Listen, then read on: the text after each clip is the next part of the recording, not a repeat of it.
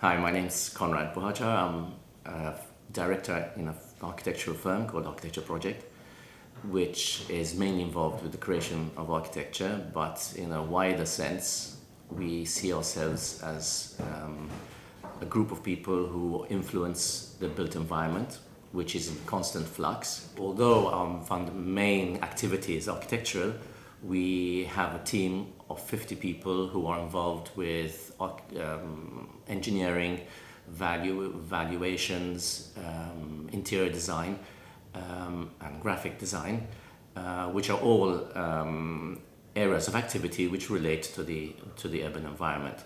The creation of value within an urban environment is extremely important. Value is artificial, it's changing constantly, and is dependent of a number of factors, but it also influences the way we build and how much we build. The Maltese economy has always been related to the construction industry, even in the 17th and 18th centuries when the Knights noticed that there was a lot of unemployment. They created projects specifically to keep the economy alive and buoyant. And therefore, even though during current debates there's a lot of discussion about whether construction is necessary or not, it's very clear from what history tells us that it is something that will continue to sustain us as a nation. The question is, how do we build, and how do we do it in such a way that we enhance the value of our urban environment rather than decrease it? So as an architectural firm, we're very interested in this. And it's also quite interesting that we've learned a lot from history, because our beginnings as an architectural office actually starts with our interest in restoration. We started doing a lot of work on historic buildings, and at the time, because there was a lot of optimism in the air, Malta was hoping to join Europe, the banks were lending a lot of money. There were a number of systems put in place by government called PPPs, private-public partnerships, where a developer was given the possibility of developing and therefore investing in land to build new buildings, but at the same time was responsible for the restoration of a historic structure which the government at the time was not in a position financially to be responsible for.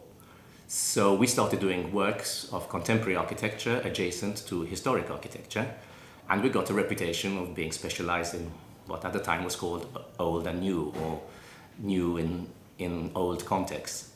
By working with old buildings, we began to understand that, in fact, this concept of old and new is completely artificial, because sometimes you see buildings that were built in the 18th century, but they look like they could have been built just yesterday. And very often, a lot of new buildings, just as they're completed, already look old. So we began to try and do some research on the idea of timelessness. What makes a building timeless? There's a very interesting quote by Plutarch, who wrote a book called Parallel Lives, and in his description of the age of Pericles, he describes the Parthenon, which had been built 500 years earlier, where he says that the building was born old and acquires the vigor of youth with time.